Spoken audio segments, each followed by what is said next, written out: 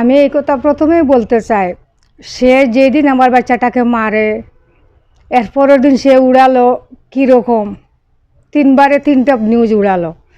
আবার মারার পর সে আবার পালিয়েও গেল। আবার পালানোর পর আবার সে বলল যে তারে দুইজন মানুষে ঊর্ধ্বতন কর্মকর্তা বলছেন যে পালিয়ে যাওয়ার জন্য, আবার ফিরেও এলো। তো সে প্রথম থেকেই নাটক আরম্ভ করছে। সে প্রথম থেকেই নাটক যেগুলা করতেছে, সে তো নাটকের সাথে জড়িত, অনেকদিন যাবৎ সে নাটকের সাথে জড়িত, যার কারণে সে প্রথমেই আমার ছেলেটাকে নিল দরিয়া নিয়ে সে 10 টাকার দাবি করলো। আবার আমার ছেলেটা নানান রকম কথা উড়ালো। আবার সে নিজে ধরাও খেলো। এখন আবার প্রায় 2-3 মাস যাবৎ সে নানান রকম আমার প্রস্তাব দিতেছে, নানান রকম কথাবার্তা বলতেছে, নানান রকম আপোষের জন্য মানুষ পাঠাচ্ছে। তো এইগুলো সবগুলো তার নাটক, কিন্তু তার নাটকের শেষ নাই। আমি বলতে চাই তার নাটকের শেষ কোথায়। আর একটা জিনিস, একটা কথা শুনে রাখেন আপনারা, আমরা সিলেটে আমরা কোনোদিনও কারো কাছে কোনোদিন কোনো কারণে বিক্রি হই না। আর অন্যরা বিক্রি হয় কি না জানি না, তবে আমার যে রায়হানটা আজ 1 বছর থেকে, গত 10 তারিখে আমার রায়হানের 1 বছর হয়েছে, কিন্তু 10টা মিনিটের জন্য আমার রায়হানরে আমি বলতে পারি নাই। আজও আমার 10টা মিনিটের জন্য তার কথা আমার ভুল পড়ে না। তাইলে আপনারা বুঝলেন কেমনে যে তার নাটকের সাথে আমি অভিনয়ে তার নাটকের ডায়লগ সাজাবো, এটা বুঝলেন কেমনে?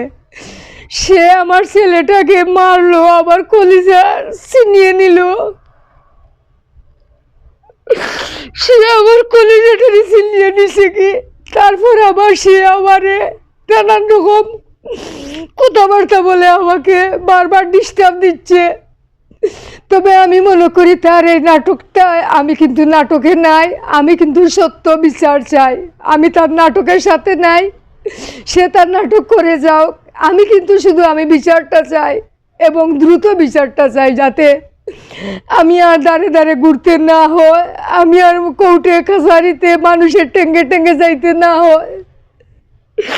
একটা বিষয় আমরা একটু ক্লিয়ার জানতে চাই, নাটকের যে বিষয়টা বলছেন, এটা আপনি সম্ভবত যে রায়হানের স্ত্রীকে বিয়ের প্রস্তাব দিয়েছিল, এই বিষয়ে সম্ভবত বলছেন। জি, সে বারবার একবার রায়হানের বউকে বিয়ের প্রস্তাব দিচ্ছে, একবার আপোষ হওয়ার জন্য তার বাবা মাকে আমার বাগনার কাছে পাঠাচ্ছে, এই একবার বলছে আমার দায়িত্ব, আমার বউয়ের দায়িত্ব, আমার নাতিনের দায়িত্ব নিবে, যে কিছু যেই কথা আমি বলবো সে তার বিনিময়ে সে আমার কাছে আপোষ হবে, আমি তারে মাফ করে দিতাম। তাইলে সে যদি দোষী নয়, আমার ছেলে যদি সত্যি ছিনতাইকারী হতো আর সে যদি দোষী নয়, তাহলে সে কেন আমার কাছে মাপ চাইবে, কেন সে বারবার আমাকে ডিস্টার্ব করবে এইরকম কথাবার্তা বলে?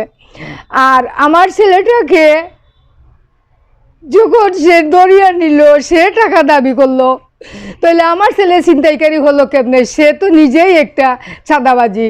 সে যদি চাঁদাবাজি না হয়তো আমার ছেলেটাকে নিয়ে টাকা দাবি করলো, আমরা টাকা নিয়ে যেতে যেতে আবার মেরেও ফেললো, আবার হিমাগারে নিয়ে রাখলো মেডিকেলে, এবং বললো সে হার্ট অ্যাটাকে মারা গেছে, সে অ্যাক্সিডেন্টে মারা গেছে। তো সে তো প্রথম থেকেই তো সে নাটক শুরু করছে। আচ্ছা কালা, একটি বিষয় আমরা জানতে চাই, সেই বিষয়গুলো তো আমরা না, তো সারা দেশবাসী দুনিয়ার মানুষ জানে যে রায়হান কি অবস্থায় ছিল, কি অবস্থায় তাকে ধরা হয়েছে, এবং রায়হানের হত্যার বিচারের দাবিতে কিন্তু সবাই আন্দোলন করেছে। আমরা এখন সামনের দিকে যাই, আমরা জানতে চাই যে বিচার কার্যকর নিয়ে আদালতের এই বিষয়ে আপনার কি বক্তব্য আছে?